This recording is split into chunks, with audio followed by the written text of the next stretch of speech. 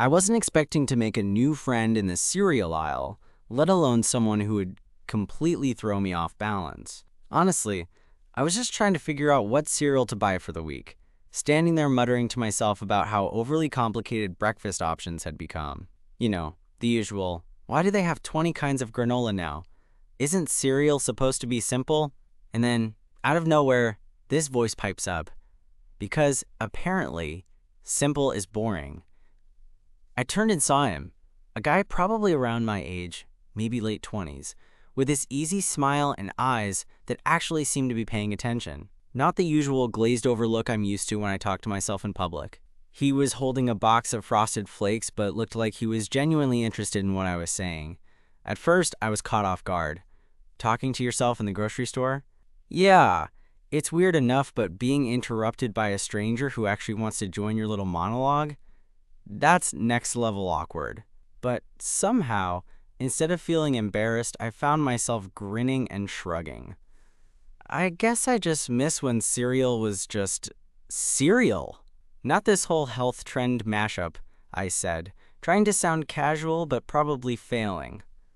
He laughed, this low, warm sound that immediately made the whole aisle feel less like a fluorescent lit maze and more like a spot where something unexpected could happen. I'm Max, he said, holding out a hand, which I shook, still a bit dumbfounded.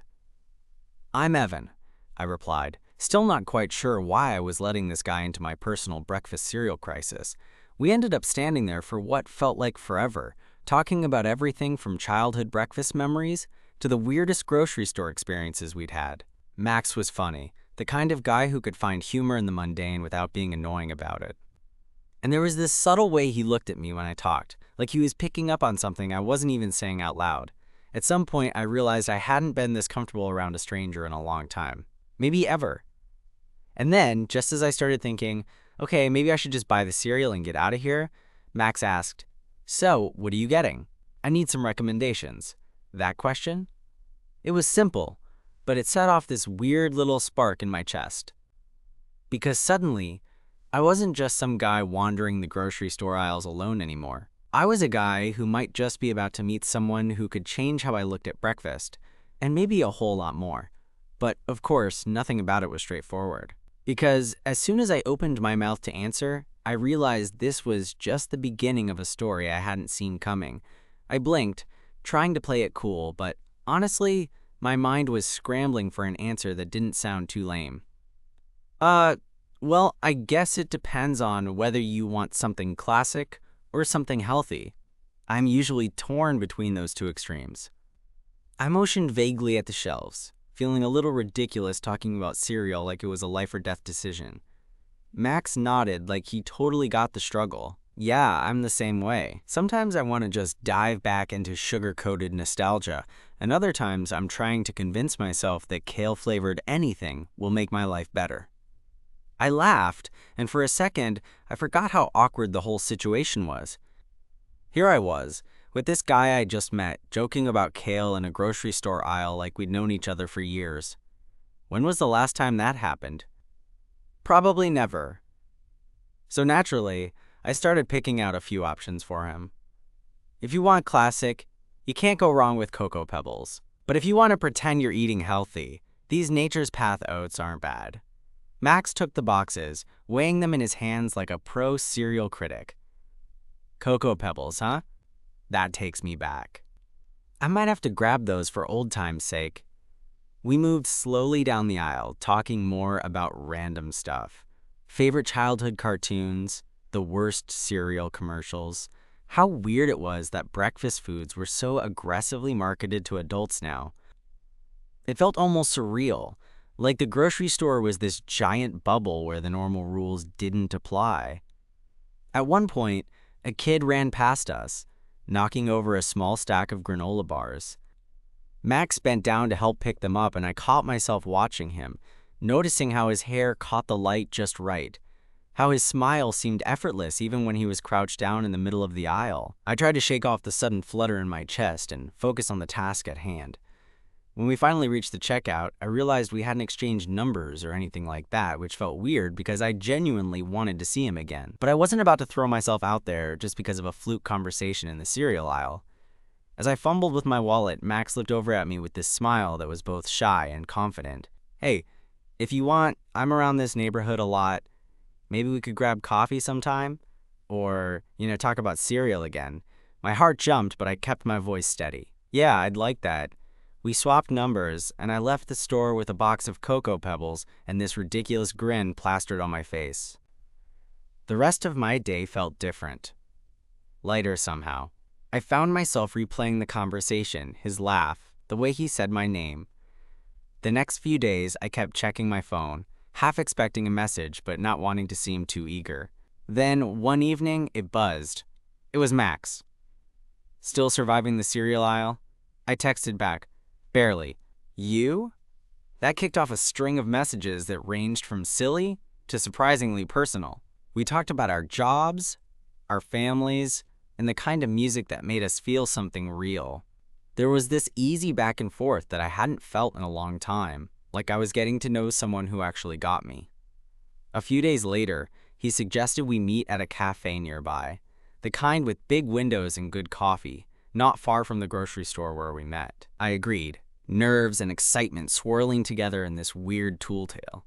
When I arrived, Max was already there, sitting by the window with a cup of black coffee and that same easy smile. He stood up as I approached, and for a moment, all the usual awkwardness melted away. We talked for hours, about anything and everything, like we were old friends catching up rather than two strangers who just met.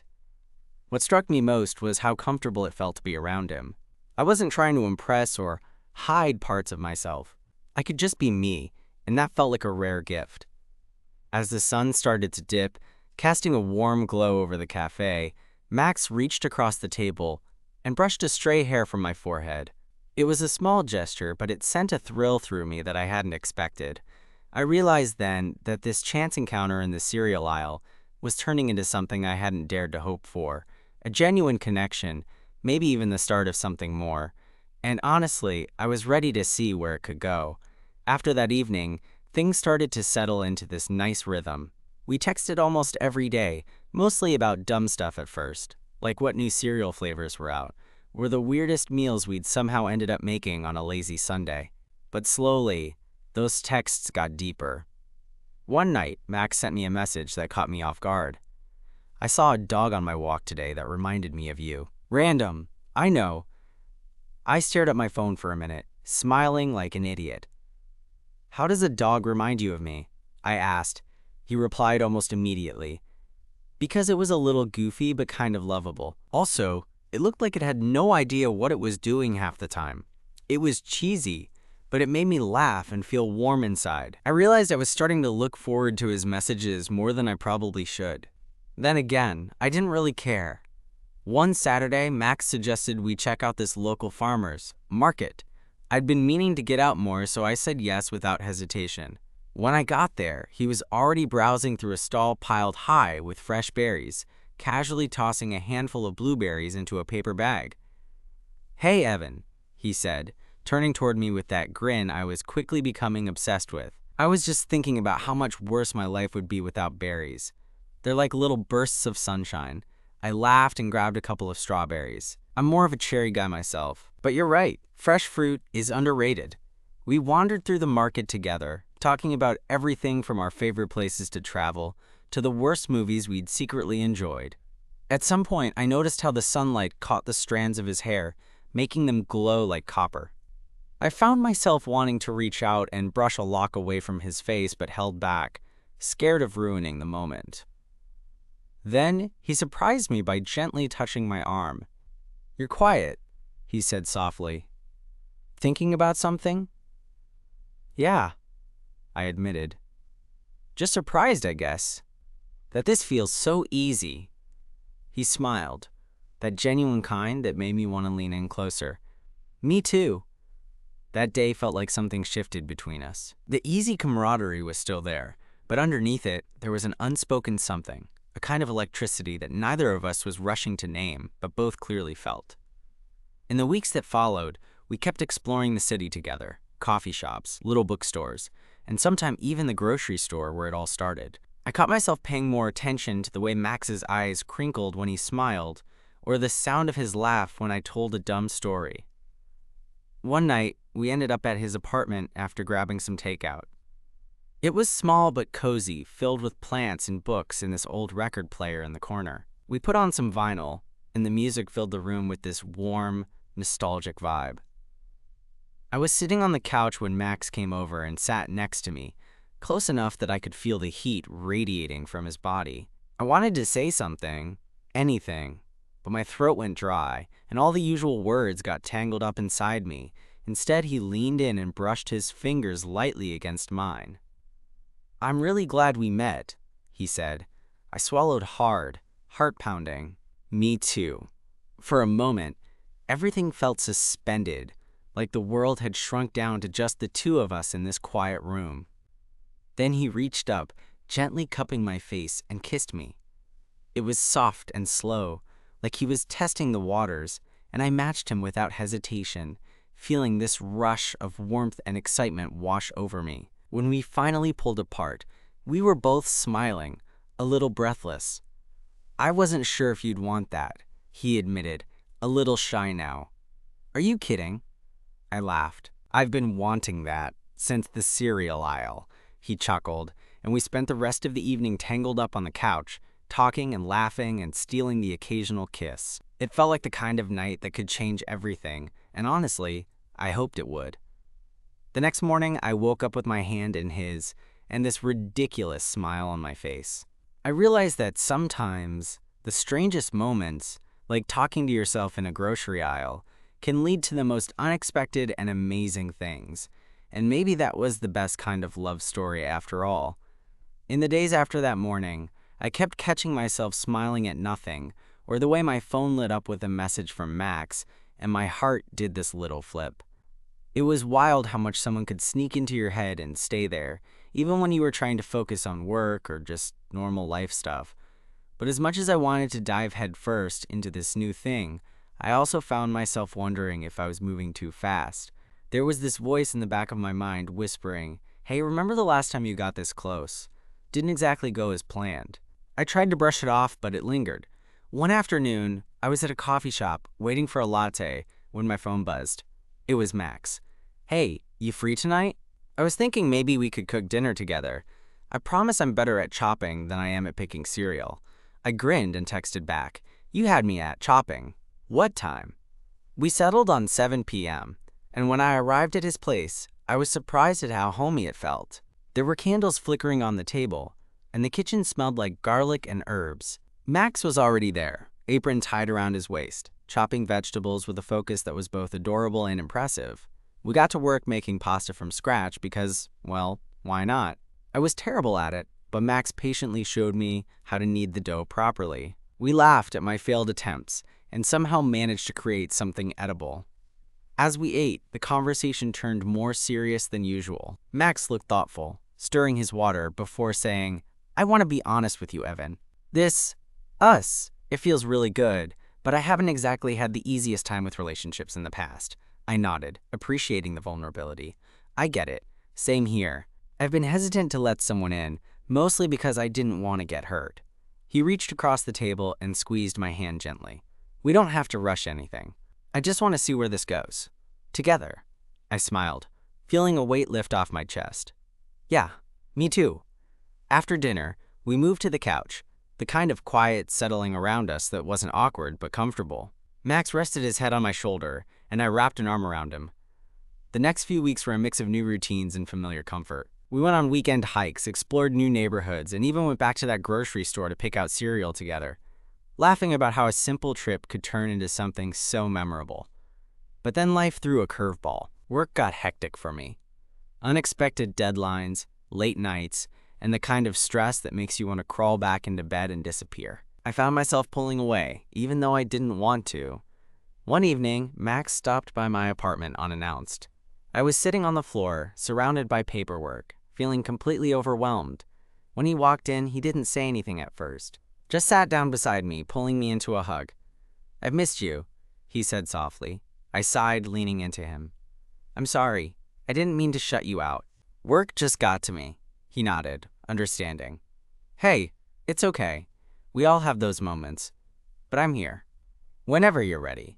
That night, we talked more than we had in weeks.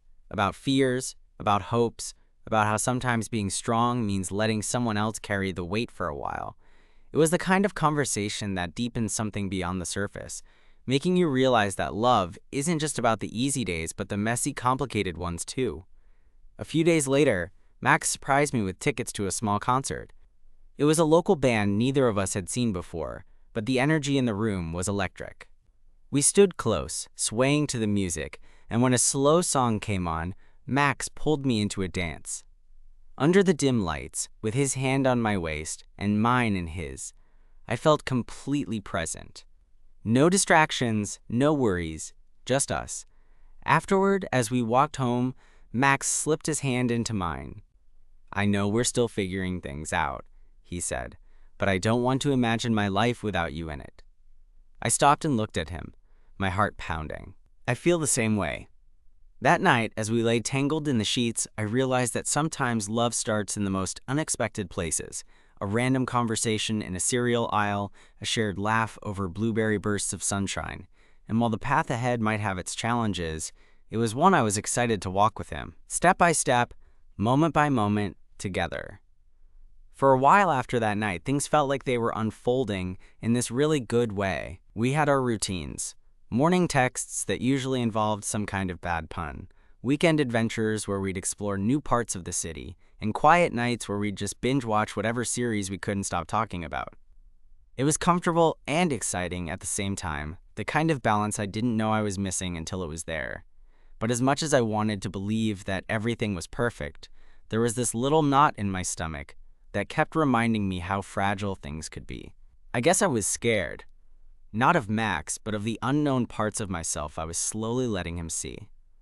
One Friday evening, we were sitting on his couch, sharing a pizza that was way too big for two people, when Max suddenly went quiet. I looked over and noticed the way his eyes drifted to the window, like something was weighing on him. "Hey," I said gently. "What's up?" He sighed, then turned to me with that familiar open expression. "I've been meaning to talk to you about something. It's a bit personal." My heart jumped a little. I nodded, signaling him to go on. "It's about my family," he started, running a hand through his hair. "They're pretty traditional, and while they've always been supportive in their own way, they don't exactly understand me or us." I felt my throat tighten. "That sounds rough." "Yeah," he admitted. "I haven't really told them I'm seeing someone. I guess I'm afraid of how they'll react, or if they'll even accept it. I've dealt with a lot of that in the past. For a moment, I felt overwhelmed by how much he was trusting me with. It reminded me of the times I'd hidden parts of myself just to avoid disappointing people. Here was Max, being raw and real, and all I wanted was to be that safe space for him. "I get it," I said quietly. "I haven't exactly been open with my family either, but maybe, when you're ready, I can be there with you. We don't have to do it alone." He looked at me, and there was this flicker of hope in his eyes. I'd like that. The next few days were filled with more conversations like that, ones where we peeled back layers and shared stories we hadn't told anyone else. It wasn't always easy, but it was honest and healing. One afternoon, Max invited me over for dinner again. This time, he handed me an envelope as I walked in. "I almost forgot," he said with a smile. "My family's coming over next weekend. I want you to meet them." My stomach did a little flip. "Wait, like, for real?" He nodded, looking both excited and nervous. "Yeah, I think it's time." I wasn't sure if I was ready, but I knew I wanted to be there for him. "Okay," I said. "Let's do this." The weekend arrived, and I spent hours trying to calm my nerves. Max's apartment was spotless, and the scent of roasted vegetables filled the air. When the doorbell rang, he took a deep breath and opened it. There stood his parents and his younger sister. They smiled warmly, and to my surprise, their eyes held a genuine kindness that put me at ease. Introductions were made, and soon we were all sitting around the table, sharing stories and laughter. Max's mom asked me about my job, his dad joked about his terrible cooking skills, and his sister teased Max about his obsession with obscure vinyl records. At one point, Max reached for my hand under the table, squeezing it gently. After dinner, his mom pulled me aside. "Thank you for making Max so happy," she said softly. "We've seen how much he's changed for the better." I felt a lump in my throat. He's amazing. I'm lucky to have him. Leaving that night, I realized how much courage it took for Max to open that door, both literally and figuratively, and I felt proud to be the person standing beside him. In the weeks that followed, things didn't suddenly become perfect overnight. There were still challenges, moments of insecurity, awkward family dinners, and the occasional misunderstanding. But through it all, we kept building something stronger. One rainy evening, as we huddled on the couch watching an old movie, Max looked over at me with that familiar smile. "You know, I never thought a conversation about cereal would lead me here." I laughed, brushing a damp strand of hair from his forehead. "Me neither, but I'm glad it did." He leaned in, kissing me softly. "So am I." And in that quiet moment, I realized that love, messy, unpredictable, and beautifully real, was worth every twist and turn. Because sometimes the best stories start with talking to yourself in an aisle and having someone unexpected join the conversation.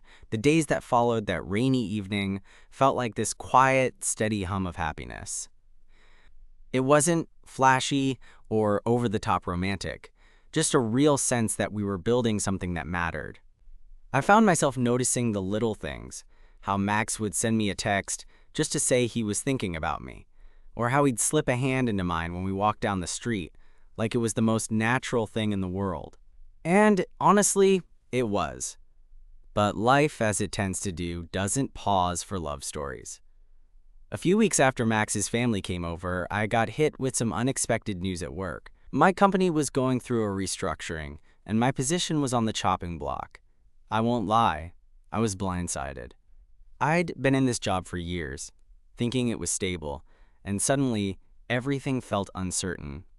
I remember calling Max that night, voice shaky, trying not to sound like I was falling apart. "Hey," I said, forcing a smile I hoped he could hear. "Got some news. I'm between jobs now." There was silence on the other end for a moment. Then his voice came through, steady and calm. "We'll figure it out." Together, that simple sentence felt like a lifeline. Over the next few days, Max was my rock. He helped me update my resume, practice interview questions with me, and reminded me that this setback was just a detour, not the end of the road. One evening after a long day of job hunting, I sat on Max's couch feeling defeated. He came over and sat beside me, pulling me into a hug. "You're more than this job," he whispered. "You're smart, kind, funny. Anyone would be lucky to have you." In that moment, I realized how much his faith in me meant. It wasn't just encouragement. It was a reminder that my worth wasn't tied to a title or paycheck. Soon enough, I landed an interview at a company I'd admired for years. Max was there the night before, helping me prepare, making me laugh to ease the nerves. "Just be yourself," he said, flashing that grin that always made me feel like I could take on the world. The interview went better than I expected, and a few days later, I got the call offering me the job. I couldn't wait to tell Max. When I showed up at his place, he was making us dinner, as usual, and when I breathed the news, his face lit up. "That's amazing, Evan. I'm so proud of you." We high-fived like kids, and then settled into a comfortable silence, both of us soaking in the moment. But of course, life isn't just about the big wins. There were moments where the weight of everything crept back in. The fear of losing what we'd built. The insecurity that sometimes whispered, "What if this doesn't last?" One night, lying in bed, I found myself staring at the ceiling and asking Max the question I'd been avoiding. "Do you think this us is real?" He turned to me, eyes serious but warm. "I do. But real doesn't mean perfect. It means we'll have hard days, mistakes, and doubts. What matters is that we face them together." I nodded, feeling a mix of relief and hope. It wasn't a fairy tale. It was better. It was ours. As the months rolled on, we continued weaving our lives together, celebrating birthdays, meeting more of each other's friends, and even planning a trip to the coast. We were no longer just two people crossing paths in a cereal aisle. We were a team, One Sunday afternoon, we found ourselves back at that same grocery store, wandering the aisles with no particular plan. I caught Max's eye and smiled. "Remember how this place brought us together?" He laughed, grabbing a box of cinnamon rolls. "Who knew breakfast could be so important?" I reached for his hand, squeezing it gently. "I'm glad you joined my conversation." He looked at me, that easy smile spreading across his face. "Me too, Evan. Me too." And in that simple moment, surrounded by the hum of everyday life, I realized that sometimes love sneaks up on you in the most unexpected places. And when it does, it's worth holding on to with everything you've got. We stood there in the aisle, hands still linked, and I realized how far we'd come from that first awkward conversation. A guy talking to himself about cereal, and another who decided to join in. It felt almost surreal, but also completely right.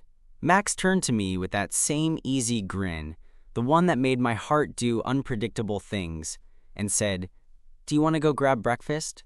I promise I'm buying this time." I laughed, elbowing him gently. "Only if we keep it simple. No kale-flavored experiments." He nodded enthusiastically. "Deal." As we walked out of the store, the late morning sun warming the street, I felt this quiet contentment settle over me. It wasn't about grand gestures or perfect moments. It was about the small, everyday pieces that made us feel seen and safe. The way Max listened when I rambled. The way I could be completely myself without fear. In the months since that cereal aisle talk, we'd faced uncertainty, fears, and some messy days, but we never stopped choosing each other. And that, I realized, was the truest kind of love. Later that week, we sat on Max's couch, flipping through old photo albums he'd dug out. We laughed at awkward teen hairstyles and shared stories about who we were before we met. It struck me how much richer my life felt now, knowing I had someone who understood the past but was excited for the future. I reached for Max's hand, squeezing it softly. "Thanks for joining my conversation." He smiled, leaning his head on my shoulder. "Thank you for talking out loud in the first place." And as I looked at him, I knew this was just the beginning of a story neither of us expected, but both of us wanted to write together. One filled with imperfect moments, laughter, and quiet love. Sometimes, all it takes is a random moment, a little courage, and someone willing to listen. That day in the cereal aisle wasn't just a coincidence. It was the start of everything I didn't know I was waiting for.